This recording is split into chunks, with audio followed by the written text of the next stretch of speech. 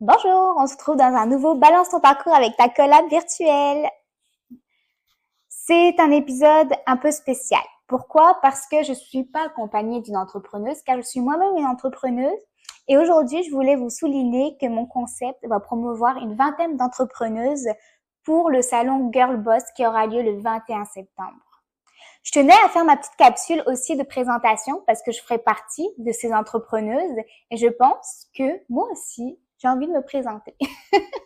Tout simplement.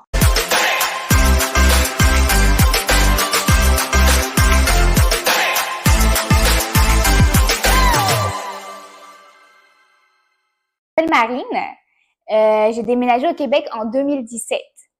À ce moment-là, j'ai appris vraiment la personne que j'étais parce que ça m'a vraiment permis de m'adapter à toutes les situations, à découvrir la femme que j'étais. Ça veut dire ambitieuse, créative, prête à relever des défis. Et si on parle un peu de mon parcours professionnel et scolaire, j'ai commencé par faire un DEC en gestion de commerce. Ça m'a permis vraiment de connaître qu'est-ce que c'était une entreprise, quelles sont les étapes pour bien réussir une entreprise, pour starter une entreprise finalement. Puis par la suite, je suis rentrée dans le monde du travail. Quand je suis rentrée dans le monde du travail, j'ai toujours été adjointe finalement, tout le temps. J'ai commencé à travailler comme adjointe dans des boutiques spécialisées en gestion des stocks, c'est-à-dire j'étais le lien entre les fournisseurs, les boutiques. Puis par la suite, j'étais adjointe en comptabilité, en fiscalité. C'est à ce moment-là d'ailleurs que j'ai réalisé que une adjointe c'était très important pour un professionnel. Puis j'ai aussi été adjointe juridique. Oui, ça m'a appris beaucoup de rigueur et à gérer beaucoup de dossiers en même temps, je vais être honnête avec vous. Mais il me manquait toujours quelque chose. Je voulais toujours plus, mais je ne savais pas quoi.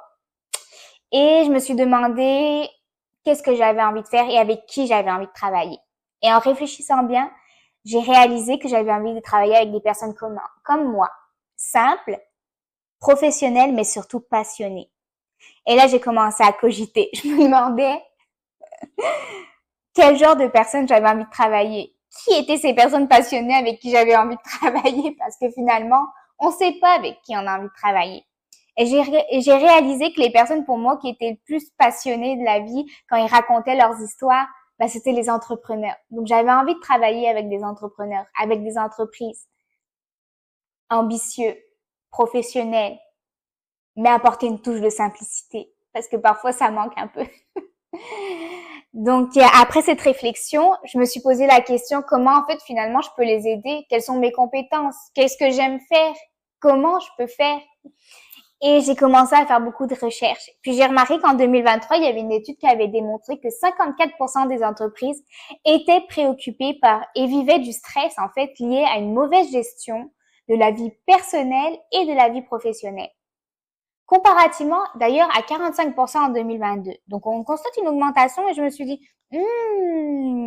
la surcharge de travail fait-elle partie d'un quotidien qui stresse les entrepreneurs? Donc j'ai continué à faire des petites recherches, puis j'ai vu aussi qu'il y avait un sondage qui avait été fait sur 300 entrepreneurs et il y avait quand même 71,5% qui avaient dit de souffrir de symptômes liés à la dépression. Et là, ça a commencé à cogiter dans ma tête. Je me suis dit, comment on peut tout abandonner notre vie pour vivre de notre passion finalement? Et finalement, se rendre compte que notre passion amène la dépression. Constater que la surcharge de travail, en fait, ça faisait partie d'un problème majeur chez les entrepreneurs parce que lorsqu'on est entrepreneur, on se rend compte qu'on travaille, on compte pas les heures qu'on travaille, on travaille tout le temps, tout le temps, tout le temps. Donc, on voit moins nos amis, on voit moins notre famille, on prend plus soin de notre santé mentale finalement. Et au début, ça dérangera pas. La première année, peut-être la deuxième année, on va tenir coup. Mais en tant qu'entrepreneur, ça a un impact néfaste sur notre santé. Donc, en fait, finalement, sur notre entreprise à long terme. Et c'est là que j'ai décidé de faire naître MC, ta collab virtuelle. Et ça a joué un rôle important dans ma vie et j'espère que ça jouera un rôle important dans la vie d'autres entrepreneurs. Mais il faut prendre en considération que déléguer, c'est compliqué. Très, très compliqué. On ne sait pas qu'est-ce qu'on a envie de déléguer.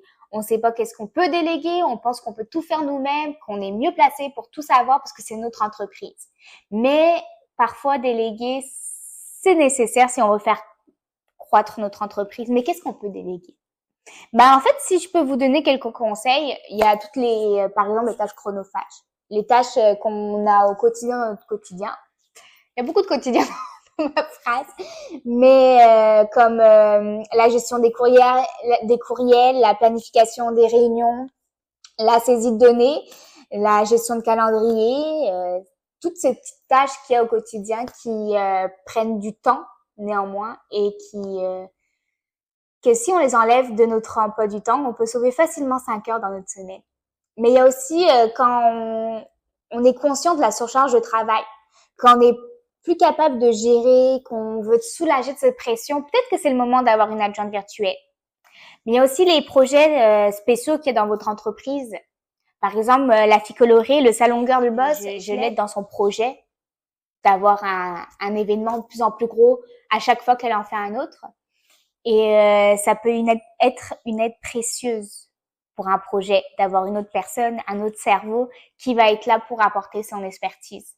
Il y a aussi, si on veut améliorer sa productivité, si on voit qu'on passe trop de temps pour des tâches à faible valeur ajoutée, pourquoi pas passer plus notre temps sur des tâches à forte valeur ajoutée et déléguer toutes ces tâches à faible valeur ajoutée.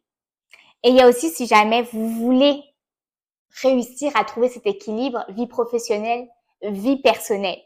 À ce moment-là, avoir une adjointe virtuelle, ça peut vraiment vous aider. Donc en fait, si on peut résumer tout ça, déléguer à une adjointe virtuelle, c'est une excellente façon d'améliorer votre efficacité, de gérer votre charge de travail et permettre la croissance de votre entreprise. Moi, je veux juste qu'on se rappelle que derrière chaque entreprise, il y a un être humain avec ses forces et ses faiblesses. Et je pense que si on reconnaît et qu'on honore cette humanité, on construit des entreprises plus durables et des leaders plus épanouis. Donc, c'est pour ça que j'ai créé MC Ta Collab Virtuelle. Une entreprise qui aide les entrepreneurs à avoir un meilleur équilibre dans leur vie, dans leur entreprise. N'oublions jamais que choisir son temps, c'est gagner du temps.